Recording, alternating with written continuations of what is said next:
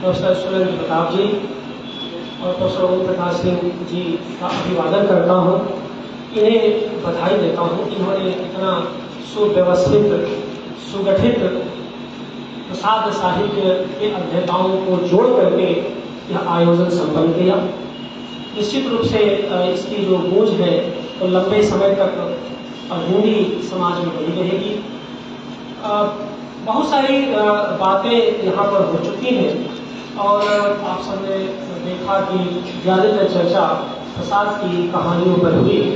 तो प्रसाद के कथा साहित्य का एक जो मजबूत पक्ष था उस पर पर्याप्त प्रकाश पड़ चुका है।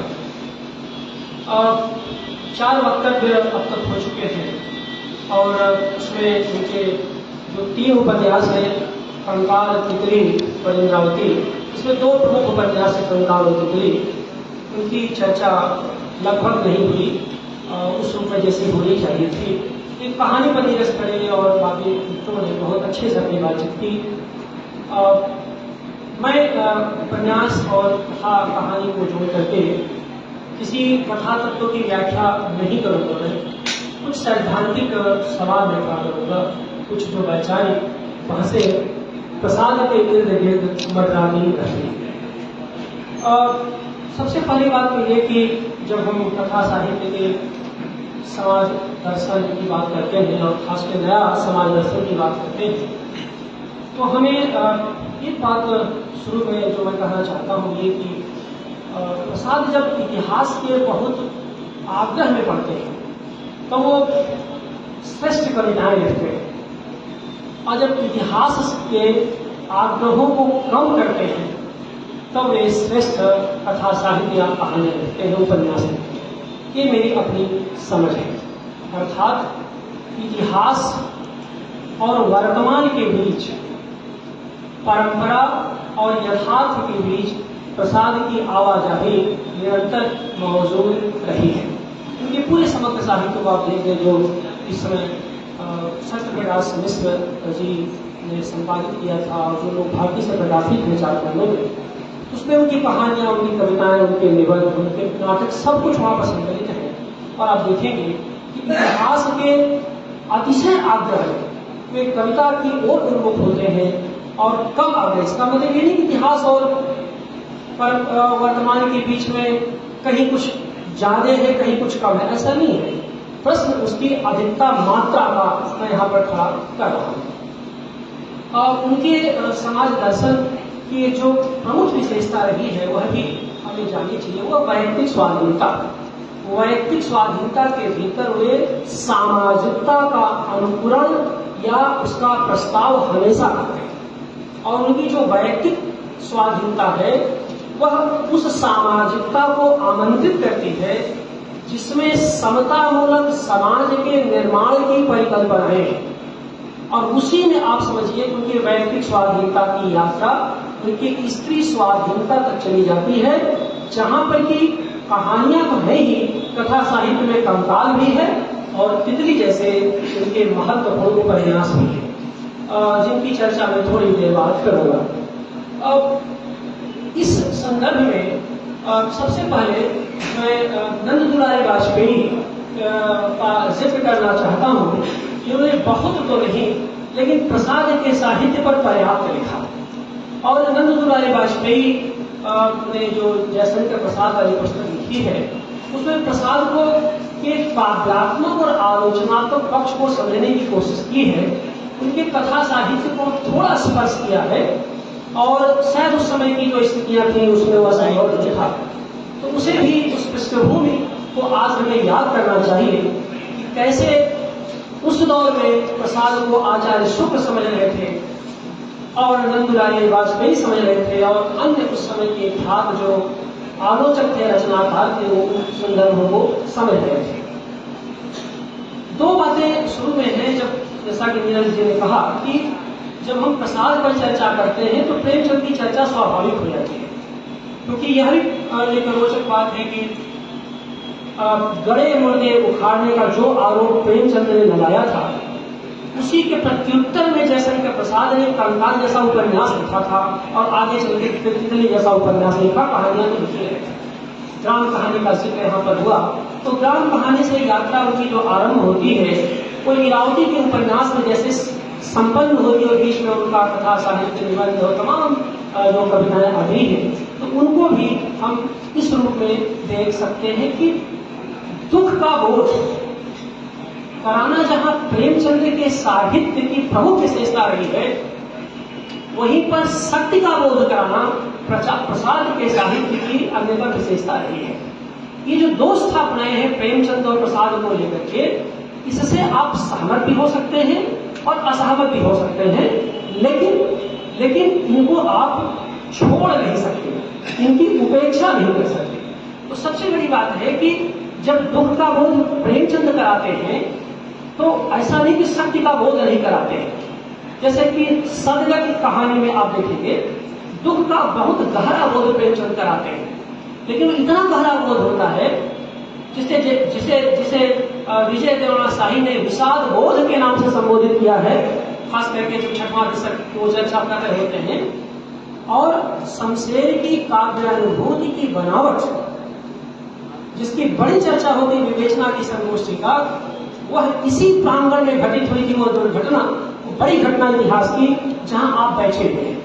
और हम लोग तो जो यहाँ के विद्यार्थी रहे इलाहाबाद के विश्वविद्यालय के 90 के दशक के आरंभिक दिनों के साक्षी रहे हैं, जब हिंदुस्तानी एकेडमी के इस सभागार में जमीन पर बैठे बैठे कितनी दिग्गज दिव्य लोगों को बुला करके गोष्ठियां आयोजित हुआ करती थी।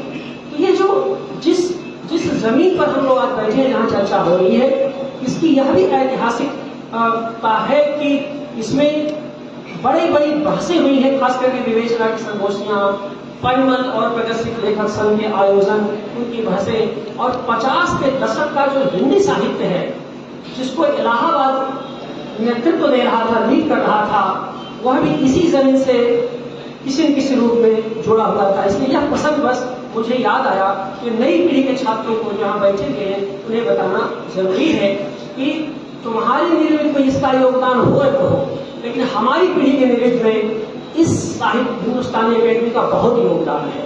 इस पर तमाम लोगों को हम लोगों को सुनने का अवसर मिला हुआ है। तो दुख का बोध कराना और सत्य का बोध कराना, एक तो ये चीजें रही कि दोनों के बीच में प्रेम प्रसाद का जो सत्य बोध है, आप देखिए कि जिस छायावाद को आधार बनाकर के सत्य काव्य से विभूषित किया प्रोफेसर रामसूत्र चतुर्वेदी ने, जिन्हें अनेक बार इसी सभागार में सुनने का अवसर मिला, इलाहाबाद विश्वविद्यालय के बाहर जब कोई सुनने का अवसर मिला, उस सत्य काव्य के स्रोत ही जयशंकर प्रसाद के कथा और काव्य का साहित्य है। ठीक है, उन्होंने सत्य के व्यक्तित्व को व्यस्त करके उसको केंद्र बनाया, लेकिन मैं आज इसको रेखांकित करना चाहता हूं कि उस सत्य के स्रोत के आधार स्वरूप उनका कथा साहित्य भी उतना ही मूल्यवान रहा है जितना कि उनका काव्य का साहित्य मूल्यवान रहा है। और एक तो ये बात मैं कहना चाहता हूं। दूसरी बात यह है कि जयशंकर प्रसाद को जो पृष्ठभूमि मिली थी, वो पृष्ठभूमि काशी की थी, और काशी में रहे, काशी में सब कुछ होगा हुआ, जबरदस्त हुए, बहुत कुछ लिखा काशी में। महादेवी वर्मा जो मुजफ्फरपुर से लौटते समय काशी में रुकी और जयशंकर प्रसाद से अपनी पहली मुलाकात जो जिक्र किया है, उसमें उन्होंने कंकाल के जिक्र के बहाने प्रेमचंद और प्रसाद को भी याद किया है। काशी के प्रेमचंद प्रसाद को भी याद किया है, तो एक अलग संदर्भ है। लेकिन आप देखिए उस बनारस में जिस समय महादेवी वर्मा की मुलाकात जयशंकर प्रसाद से हुई थी, जयशंकर प्रसाद उस समय कामानी का पहला अध्याय लिख चुके थे और उनको उन्होंने सुनाया भी था, और पत्र के साथ ही वो आप पढ़ लीजिएगा, उसमें बहुत सारा डिटेल्स आपको मिल जाएगा। लेकिन जैसे कि आप जिस शहर में होते हैं, वर्तमान का भूगोल और परंपरा की संस्कृति दो निश्चित रूप से आपको प्रभावित करती है। परंपरा की जो संस्कृति होती है, अगर आप सर्जक हैं, सामाजिक हैं, तो इन दोनों से बच ही नहीं सकते, और जो बचेगा वो क्या बचेगा। तो जो सांस्कृतिक मूल्य आप जिस भूगोल में रहते हैं, उसका वर्तमान यथार्थ और उसके सांस्कृतिक मूल्य। रोचक बात यह है, खासकर नई पीढ़ी के छात्र हैं, जैसे वो इलाहाबाद में है, बनारस में जुड़े हैं, इसीलिए मैं बार कहता हूँ अपनी परंपरा और अपनी संस्कृति को समझिए। जो नहीं समझता वही सीधे से खारिज करता है, जैसे कि जो काव्य शास्त्र नहीं जानता वो कहता सब बकवास है, लेकिन जो जानता है उसको पता होता है कि ताकत कहाँ से मिलती है, आलोचना की या सर्जना की ताकत वहीं से आती है। वो एक व्यक्ति के मानस की लिखी हुई कृतियां नहीं है। भन्यालोक या अभिनव भारती एक व्यक्ति के मानस के द्वारा अभिव्यक्त कृतियां नहीं है, उनमें हजारों साल के मानस बोलते हैं एक कृति के माध्यम से। इसीलिए पुस्तकें बड़ी मूल्यवान होती हैं और हमारे लिए सांस्कृतिक धरोहर होती है, कि उनसे हम अपने समय को अतिक्रमित करके एक बड़ी दुनिया में से कनेक्ट हो जाते हैं, उससे जुड़ जाते हैं। तो जयशंकर प्रसाद जब काशी में थे, उनके उनके उनके जो इमीडिएट प्रेडिसेसर कर सकते हैं पूर्वज के रूप में भारतेंदु बाबू हरिश्चंद्र थे।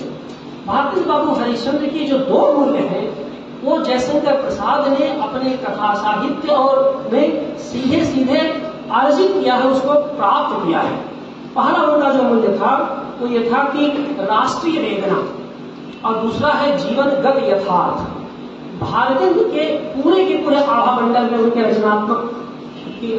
रचनात्मकता में वो जो राष्ट्रीय वेदना का जो सशक्त स्वर है वो आपको बार बार दिखाई देगा। लेकिन केवल राष्ट्रीय वेदना के स्वर से ही बात बनती तो बात ना बनती, उसमें समकालीन उस समय का जो यथार्थ बोध है वह भी पूरी तरह से व्यक्त होता है।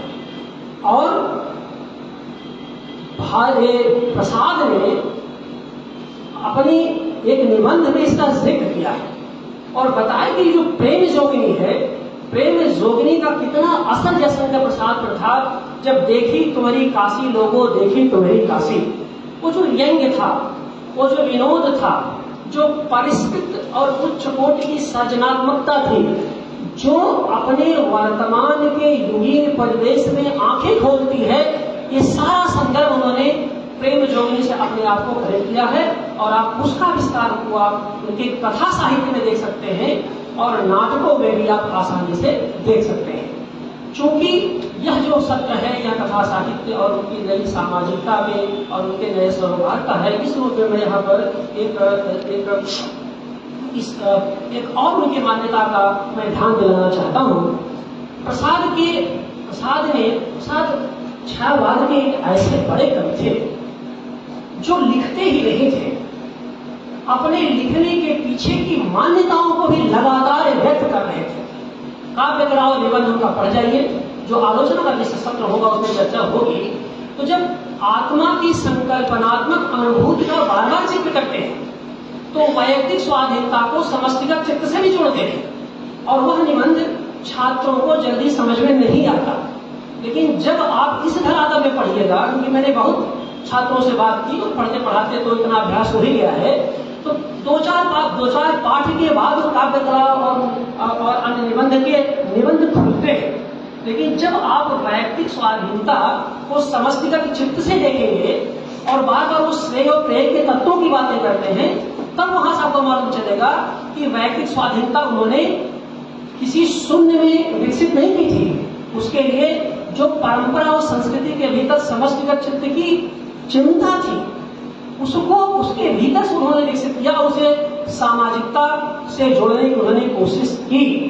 क्योंकि उन्हें बार बार इस बात कहा है कि इतिहास के समाप्त होने पर भी कुछ मूल्य बचे रह जाते हैं। साहित्य की बुनियादी जिम्मेदारी यह है उन मूल्यों को नई पीढ़ी के लिए प्रस्तुत करें।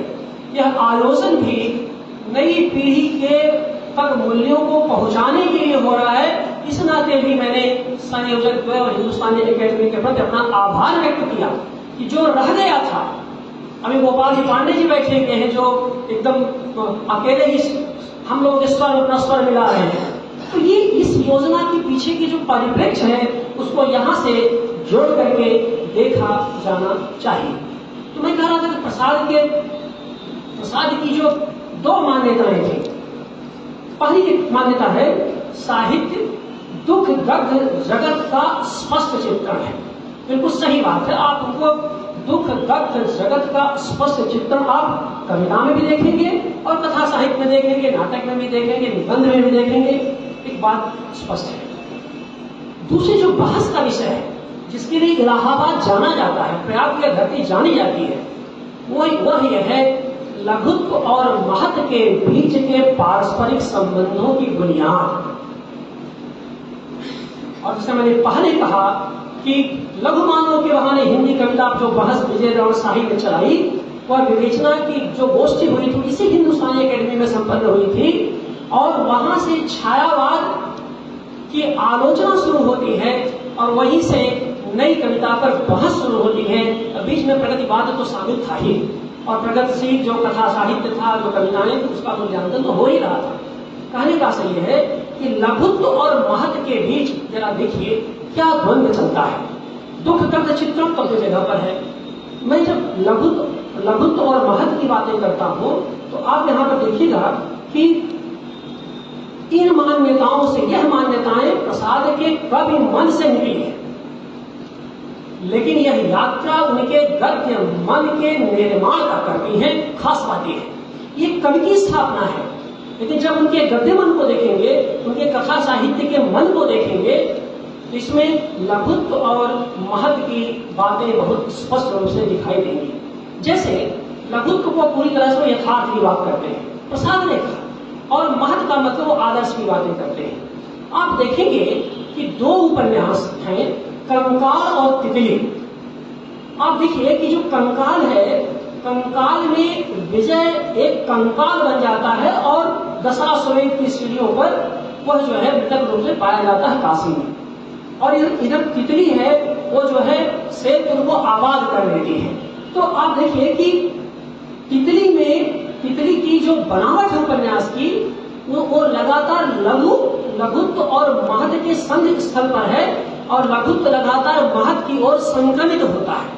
तो जो तितली उनका उपन्यास है तो कथा साहित्य का, लेकिन उनके काव्यात्मक मन से निकला हुआ उपन्यास है, इसीलिए कहीं न कहीं वह एक आदर्शवाद का शिकार हो जाता है।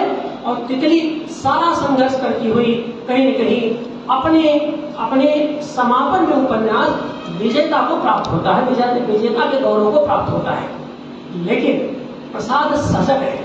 प्रसाद जब लघुत्व को महत्व देने से इनकार कर देते हैं, केवल यथार्थ को यथार्थ की धरातल पर देखने की कोशिश करते हैं, तब कंकाल जैसी ऐतिहासिक कृति का निर्माण होता है। और जिसको लेकर के हंस के संपादकीय में 1930 में प्रेमचंद ने लिखा था कि कंकाल जैसे उपन्यास बहुत दुर्लभ हैं और बहुत कम लोगों के द्वारा ऐसे उपन्यास लिखे गए हैं, आगे भी लिखे जाएंगे, इसमें बहुत संदेह है। तो जो कंकाल की जो पृष्ठभूमि को बताते हैं केवल लघुत्व को, यानी आप देखिए कि प्रसाद जब कवि मन से उनका विचलन होता है तब श्रेष्ठ कथा साहित्य का निर्माण करते हैं, और जब कवि मन उन पर प्रभावी हो जाता है तब तितली जैसे आंशिक रूप से कमजोर उपन्यास का निर्माण करते हैं। मुख्य बात यहाँ पर मैं ये कहना चाहता था, इस रूप में अगर आप देखें कि कंकाल का जो ये विचलन है, ये असल में लघुत्व की जो वास्तविकता है उसका ही एक तरह का पूरा के पूरा चरित्र चित्रण वहां पर करता है, जिसमें कि विजय और यमुना का जो संघर्ष है वो बहुत शानदार तरीके से संघर्ष है। इस उपन्यास या तितली उपन्यास या तमाम जो उनकी उसके पहले जैसे कि छाया कहानी है, प्रतिध्वनि कहानी है, इंद्रजाल कहानी है, आकाशदीप कहानी है, ढेरों कहानियां जो उन्होंने लिखी है, इस पर जिसकी चर्चा हो गई है उस पर मैं बहुत विस्तार से नहीं करूंगा। और लेकिन उसमें आप देखिएगा कि इसमें जो दो कहानियों का मैं जिक्र करना चाहता हूँ यहाँ पर। कंकाल की जो पृष्ठभूमि, जैसे ग्राम कहानी का यहाँ पर चित्रण हुआ, मंच के वक्ताओं ने कहा, दूसरी बात है ग्राम कहानी का सीधा संबंध तितली नामक उपन्यास है, वही विस्तार करके तितली नाम उपन्यास को बहुत एक तरह का बड़ा उपन्यास रच देते हैं। लेकिन कंकाल की क्या पृष्ठभूमि है, यही देखा जाना चाहिए। वो पृष्ठभूमि कथा साहित्य के द्वारा कहानियों से ही निर्मित होती है। उसमें इन दो कहानियों का जिक्र अभी तक नहीं हुआ मंच से। एक तो कहानी है पत्थर की पुकार, दूसरा गुजरी के लाल। उनकी दो कहानियां हैं, पत्थर की पुकार और गुजरी के लाल। आप देखिए गुजरी के लाल एक बुढ़िया की कहानी है, और बुढ़िया जो है जब तक वो स्वावलंबन पर विश्वास करती है, आर्थिक स्वावलंबन को आनंदपूर्वक जीती है, और जब उसको लगता है कि मैं भीख पर जिंदा रहूंगी तो वो लगभग जो है अपने जीवन को समाप्त कर देती है। यानी एक स्त्री का जो स्वाभिमान है कि मैं गुलामी का जीवन जीने की तुलना में मैं स्वाधीनता का जीवन ज्यादा पसंद करूंगी, मुक्ति का जीवन ज्यादा पसंद कर दे, मृत्यु को प्राप्त करूंगी। तो आप देखिए कि ये रही कि ये इसको उन्होंने गुदड़ी में लाल के रूप में जिक्र उन्होंने किया है। दूसरा उनकी जो कहानी है इसमें उन्होंने इसी में गुदड़ी के लाल कहानी में भी उन्होंने बुढ़िया का कंकाल रूप में चित्रण किया है।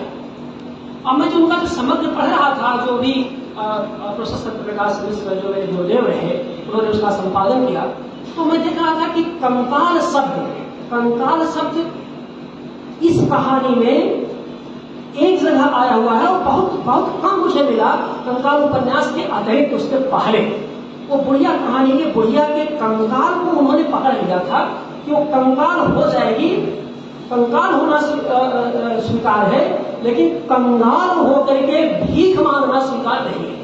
ये जो मुक्ति का आग्रह उस जमाने में जो 1930 में जरूरत थी, आर्थिक स्वावलंबन की, आत्मनिर्भरता की, स्वाभिमान की, स्वाधीनता की, तो कंकाल नामक उपन्यास के इर्द और खास करके धार्मिक कुरीतियों पर प्रहार करना लगातार जितने भी यानी पाखंड थे उनका खंड प्रतिवाद करना, ये सब सारा जो दौर था उस दौर में। और उसमें काशी तो आप सब जानते हैं कि उस तरह के कर्मकांड की, पाखंड की बड़ी धर्म धूरी रही। तो प्रसाद ने वहां रहते हुए भी जो उन्होंने आलोचनात्मक विवेक अर्जित किया, तो उनके उपन्यास और उनकी ऐसी कहानियों में उनका आलोचनात्मक विवेक भी दिखाई देता है। और इतिहास बोध के भीतर, इतिहास का आग्रह नहीं, इतिहास बोध के भीतर वर्तमान की गहरी समझ भी दिखाई देती है कि वर्तमान को कितने गंभीरता से वो जीने की कोशिश करते हैं। इसी तरह से आप देखेंगे कि उनका जो है पत्थर की जो पुकार कहानी है उसमें आप एक सेल्फी, अब इसको जरा देखिए कि पत्थर की पुकार में अब पीड़ा की प्रतिध्वनि भी है और पीड़ा की अंतर्ध्वनि भी है। ये जयशंकर प्रसाद की कथा साहित्य की सामाजिकता की सबसे मनोरम और उर्वर भावभूमि है कि पीड़ा की प्रतिध्वनि भी है, यानी दूसरे की पीड़ा को देख करके हमारे भीतर पीड़ा उत्पन्न हो, और पीड़ा की अंतर्ध्वनि भी है, अपने भीतर से भी पीड़ा उत्पन्न हो। तो पीड़ा की प्रतिध्वनि, पीड़ा की अंतर्ध्वनि से स्निग्ध जयशंकर प्रसाद का जो कथा साहित्य है उसकी सामाजिकता इस दायरे में हमारे यहाँ प्रकट होती है जहाँ पर वह व्यक्ति मन के अंतरंग यथार्थ को रेखांकित करने की कोशिश करते हैं। और उसमें यह है कि बात उस उदाहरण को मैंने यहाँ नहीं, तो उदाहरण मेरे पास है लेकिन उसको कोट नहीं करूंगा, कि वो कहता है कि एक कलाकार कहता है कि तुम बड़े हो, तुम मूर्तियों के बारे में बहुत सोचते हो, मूर्तियों के मन की तलाश बहुत करते हो, क्या कभी तुमने एक कलाकार की पीड़ा की ध्वनि को समझने की कोशिश की है? बहुत मूर्ति, अब आप देखिए बहुत बड़े बड़े मूर्तिकार हैं, मूर्तियां बना के सजाएंगे, कोई ना कोई लेने वाला, ना कोई समझने वाला। तो साहित्य और कला के लिए सहृदय समाज की, जिस सहृदय समाज की दरकार थी, प्रसाद उससे भी विचलित थे। यानी जिस समाज में साहित्य, कला और संगीत की इज्जत नहीं होती, उसमें कलाकार का मन कैसे टूटता है, लेखक का मन कैसे टूटता है, इसकी भी प्रतिध्वनि जयशंकर प्रसाद के कथा साहित्य में कहीं कहीं से दिखाई देती है। क्योंकि जो कंकाल का जो नायक है वो चित्रकार भी है, संगीतकार भी है, बुद्धिवादी भी है और कॉलेज में संशोधक समाज का निर्माता भी है। इतनी सारी भूमिकाओं के बावजूद आप सोच नहीं सकते कि विजय अपने कंकाल के रूप में किस तरह से मृत्यु को प्राप्त होता है। तो ये जो प्रसाद को जो ये दिखाना था उसमें बहुत उसकी बहुत रूढ़ियों, कुसंस्कारों, तमाम सारी चीजें का उन्होंने एक तरह का जिक्र किया। और अंततः जो है अकेला होने के लिए संघर्ष करता हुआ व्यक्ति अकेला होने के लिए कैसे विवश होता है। तो मैं ये कहना चाहता हूँ कि जो कंकाल है नियत से होड़ लेता हुआ ऐसा उपन्यास है जो शक्ति काव्य की तर्ज पर प्रसाद की शक्ति कथा की पहचान है।